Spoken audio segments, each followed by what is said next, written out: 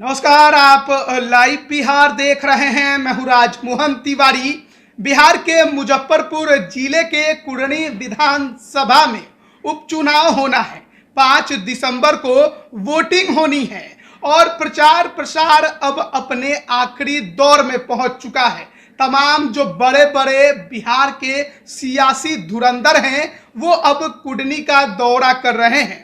कहने को तो यहाँ पर 4 पार्टियां चुनाव लड़ रही हैं, लेकिन लड़ाई बीजेपी बनाम जेडीयू यहां पर साफ तौर पर नजर आ रही है। वीआईपी और एआईएमआईएम के अपने खुन्नस हैं, उन्होंने भी अपने उम्मीदवार उतारे हैं, लेकिन जीत से ज्यादा दूसरों को हराने में इनकी दिलचस्पी दिखाई दे रही है।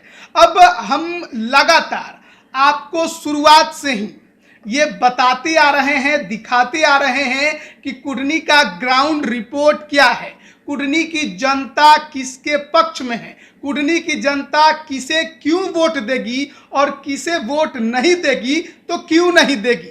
4 पार्टियों पर उनकी राय क्या है, निर्दलीयों के साथ कितने लोग जाएंगे। हर जाति हर वर्ग से हमारे जो सहयोगी सुंदरम हैं उन्होंने बात की और उसके बाद हमने एक रिपोर्ट तैयार की जिसे हम आप तक पहुंचाने जा रहे हैं और आपको इस वीडियो में हम बताएंगे कि आखिरकार अब तक के रुझान के अनुसार जनता का पक्ष किसके तरफ थोड़ा ज्यादा झुका हुआ है, क्यों झुका हुआ है, उस उम्मीदवार की ताकत क्या है, कमजोरी क्या है। इसके बाद हम आपको बताएंगे कि जो पिछड़ रहे हैं आखिरकार उनकी कमजोरी क्या है और वो अपने ताकत को और कैसे आखिरी समय में उभार सकते हैं। वीआईपी और एआईएमआईएम के साथ हम आरजेडी के बागी शेखर सहनी पर भी बात करेंगे। सबसे पहले बात करते हैं महागठबंधन से जेडीयू के उम्मीदवार मनोज कुशवाहा की। मनोज कुशवाहा सांकेतिक तौर पर महागठबंधन के उम्मीदवार हैं, लेकिन जो जनता का रुझान उनके प्रति निकलकर सामने आ रहा है उससे एक बात तो साफ है कि क्षेत्र में उनकी जो छवि है वो बेहद ही बिगड़ गई है और मनोज कुशवाहा को लोग अड़ियल किस्म के व्यवहार के तौर पर जानते हैं। कहा यह जाता है कि जीत के बाद अपने क्षेत्र में कभी नहीं आए, मंत्री बन गए तब भी किसी की नहीं सुनते थे और देखिए इसी के वजह से अब नीतीश कुमार से ज्यादा तेजस्वी यादव कुढ़नी में दौरा करते दिखाई दे रहे हैं। पिछले दिन हमने देखा 30 नवंबर को भी तेजस्वी यादव की जनसभा हुई, उसके बाद आज 2 दिसंबर को मुख्यमंत्री नीतीश कुमार के साथ उनकी साझा जनसभा कुढ़नी में होनी है। इसके पीछे कारण ये है कि जो जेडीयू के कोर वोटर थे वो मनोज कुशवाहा के साथ जाते नजर नहीं आ रहे हैं और आरजेडी के जो वोटर हैं वो भी मनोज कुशवाहा को लेकर पूरी तरह से अस्वस्थ नहीं है। ऐसे में तेजस्वी यादव का दौरा ज्यादा कराया जा रहा है कि किसी प्रकार से जो आरजेडी के वोटर हैं उसे महागठबंधन के प्रत्याशी मनोज कुशवाहा के प्रति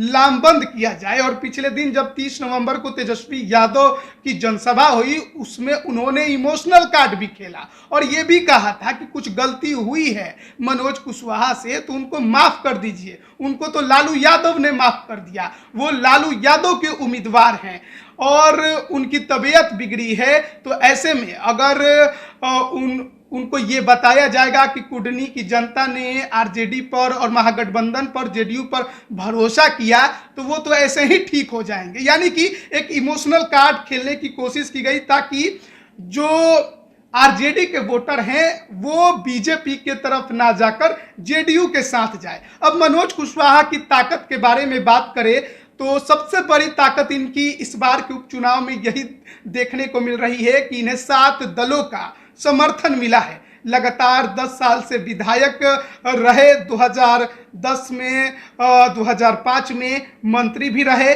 इलाके में कुछ काम इन्होंने किया है जिसको लोग गिनवाते हैं, लेकिन कमजोरी जो है वो ज्यादा इनके ऊपर हावी है। इनके बारे में साफ है कि अड़ियल किस्म के नेता की छवि है।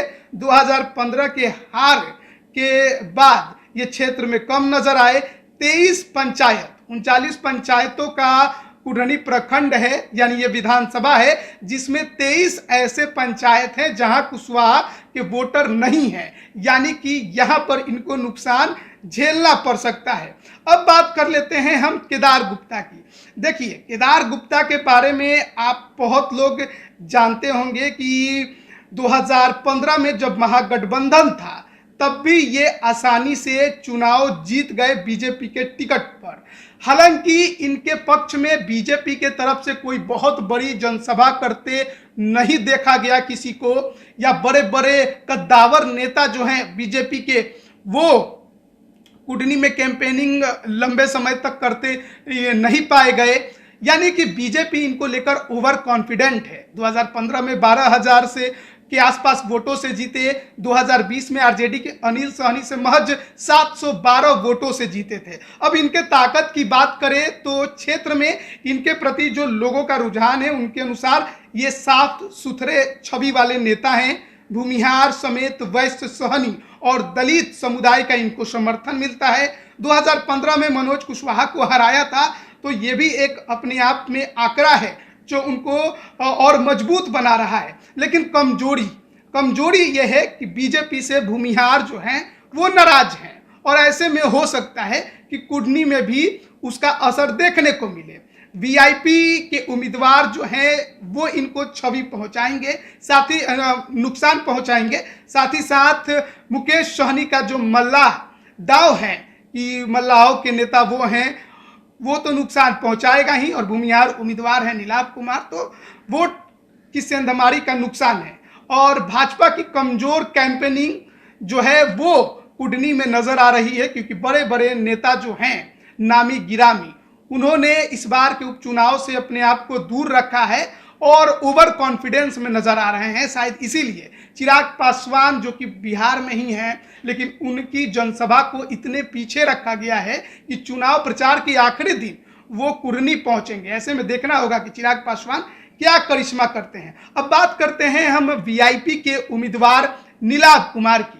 मुकेश सहनी लगातार ये कहते रहे कि कुढ़नी का उपचुनाव वो लड़ेंगे, और अगर जो बड़े पार्टियां हैं उनके तरफ से किसी को किसी सहनी समुदाय को या किसी मल्लाह को उम्मीदवार बनाया जाता है तो फिर वो अपना उम्मीदवार नहीं उतारेंगे और उसे अपना समर्थन देंगे। लेकिन तमाम राजनीतिक पार्टियों में से किसी के भी द्वारा जब मल्लाह समुदाय में से किसी को उम्मीदवार नहीं बनाया गया तो फिर मुकेश सहनी ने अपने प्रत्याशी के तौर पर स्वर्ण कार्ड खेला, भूमिहार कार्ड खेला, और साधु शरण शाही जो कि 4 बार कुढ़नी के विधायक रहे हैं, उनके नाती को यहां से उम्मीदवार बनाया, खुद भी, यानी कि मल्लाह को टिकट उन्होंने नहीं दिया। अब नीलाभ कुमार के बारे में बात करें तो ताकत की, तो कुढ़नी में सहनी और भूमिहार की जोड़ी की अगर वोट बैंक को जोड़ दें तो 80,000 के आसपास पहुंचती है। एक तरफा इनके पास गिर गया तो फिर इनका पलड़ा भारी हो जाएगा। हालांकि इसके अनुमान तो बिल्कुल नजर नहीं आते हैं।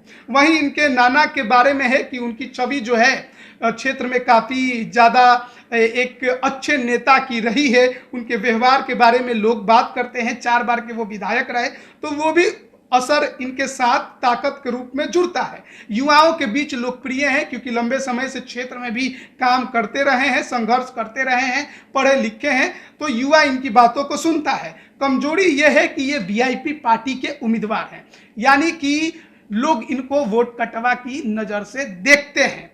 मुकेश सहनी के प्रति जो सहानुभूति वो चाहे उपचुनाव के दौरान थी, अब वो सहनी बेल्ट में कम हो गई है। यानी कि लोगों को अब ऐसा लगता है कि ये जीतने के लिए कम, हराने के लिए ज़्यादा चुनाव लड़ते हैं। अब नीलाभ कुमार इसके पहले किसी राजनीतिक पार्टी में नहीं रहे, अचानक से उन्होंने वीआईपी ज्वाइन कर लिया, भूमिहार समुदाय से हैं और राजनीति में कूद गए। और ये भी एक बात है जो वहाँ की जनता इनके बारे में कह रही है कि इनको अभी और थोड़ा टाइम लगेगा, थोड़ा और परिपक्व होने दीजिए। अब बात कर लेते हैं एआईएमआईएम के गुलाम मुर्तजा अंसारी के बारे में।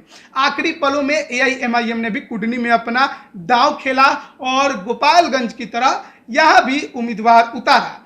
गुलाम मुर्तजा अंसारी के बारे में आपको बताएं कि स्थानीय स्तर का चुनाव जीते हुए हैं, स्थानीय स्तर के स्वीकार्य नेता हैं और कुढ़नी में 40,000 से के आसपास मुस्लिम वोटर्स जो हैं वो नजर आते हैं। तो कहीं ना कहीं AIMIM के कोर वोटर भी वही हैं, तो ये ताकत उनकी जरूर उस क्षेत्र में दिखाई देती है। लेकिन कमजोरी ये है कि VIP की तरह इनकी पार्टी को भी लोग वोट कटवा के नजर से देखते हैं। गोपालगंज उसका उदाहरण है। इसके अलावा मुस्लिम के अलावा किसी अन्य वर्ग में इनकी ज्यादा कोई खास पहुंच नहीं है। 4 दलों में बार बार अदला बदली के कारण इनकी भी स्वीकार्यता जो है अपने क्षेत्र में कम हो गई है, क्योंकि कभी JDU में कहे रहे, कभी RJD में रहे, अब AIMIM में चले गए हैं। तो लोगों का मानना है कि जैसे जैसे इनके पक्ष में कुछ बात होती है उस प्रकार से वो दल ये भी बदलते रहते हैं।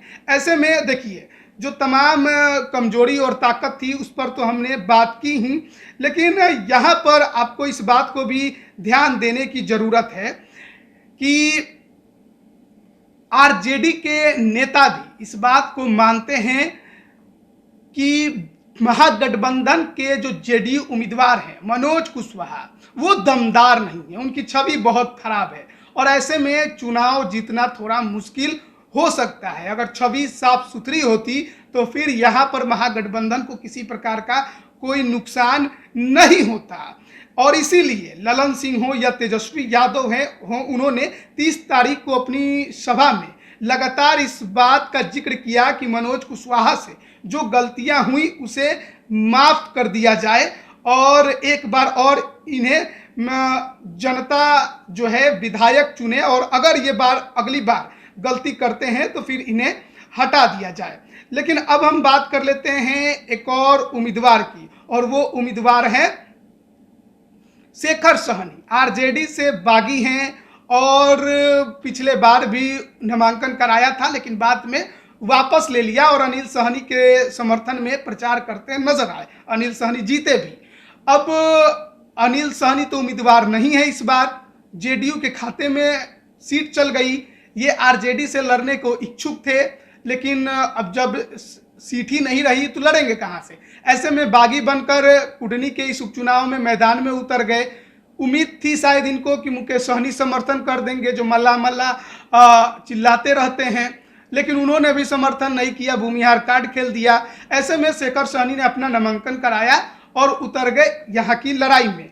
और देखिए कि कहा यह जाता है कि RJD के पूर्व प्रदेश सचिव शेखर सहनी का भी अपना एक संगठन जो है थोड़ा बहुत कुडनी में नजर आता है, क्योंकि लोकल नेता हैं और लगातार कुडनी में रहे हैं, तो इनके पास भी अच्छा खासा मल्लाहों का एक वोट बैंक नजर आता है। और अगर वो मल्लाह इनके पाले में चले गए तो कहीं ना कहीं नुकसान महागठबंधन को ही होता नजर आएगा।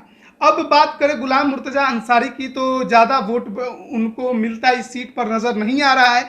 हो सकता है कि 7-8 हज़ार वोट वो लेकर आए, जितना लेकर आएंगे उतना उनको नुकसान होगा। मुकेश सहनी ने दांव जरूर भूमिहार कार्ड का खेला है, लेकिन BJP ने भी मुजफ्फरपुर से अपने वरिष्ठ नेता सुरेश शर्मा को मनाकर और साथ ही साथ अन्य भूमिहार नेताओं को कुडनी की कैंपेनिंग कराकर भूमिहारों की जो वोट बैंक में सेंधमारी को लेकर चुनौती बन गई थी उसे खत्म करने की कोशिश की है। चिराग पासवान को लेकर यूथ में एक बड़ा क्रेज है। 3 दिसंबर को जब वो वहां पर प्रचार प्रसार करेंगे तो एक और माहौल BJP के पक्ष में बनेगा।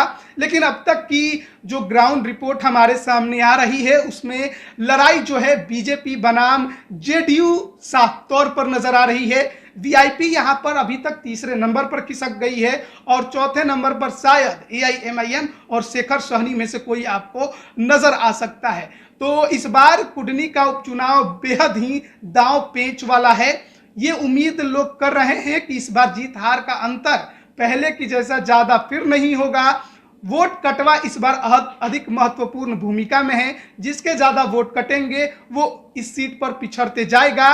लेकिन JDU के सामने समस्या ये है कि वोट कटवा AIMIM के अलावा जो शेखर सहनी है वो भी चुनौती है और मनोज कुशवाहा की छवि सबसे ज्यादा चुनौती बन रही है JDU के कोर वोट बैंक को भी अपने पास रखने में और RJD के कोर वोट बैंक को भी अपने पास रखने में। और जो लोग छिटकेंगे वो BJP के केदार गुप्ता के ही साथ जाएंगे, क्योंकि उनकी छवि ये है कि ना ज्यादा उनसे लोग खुश हैं और ना ही ज्यादा उनसे लोग नाराज हैं। तो देखिए अब तक का तो ग्राउंड रिपोर्ट हमारा यही बताता है, क्योंकि तमाम लोगों से जो बातचीत हुई है उसी के आधार पर हम आप तक ये रिपोर्ट पहुंचा रहे थे। कल जब चिराग जाएंगे उसके बाद फिर क्या माहौल होगा, 5 दिसंबर को वोटिंग का परिणाम क्या होगा, ये सब भी हम आप तक पहुंचाते रहेंगे। आप बने रहिए लाइव बिहार के साथ। आप सभी का बहुत बहुत धन्यवाद। लाइव बिहार यूट्यूब पर सब्सक्राइब और फेसबुक पर लाइक जरूर करें।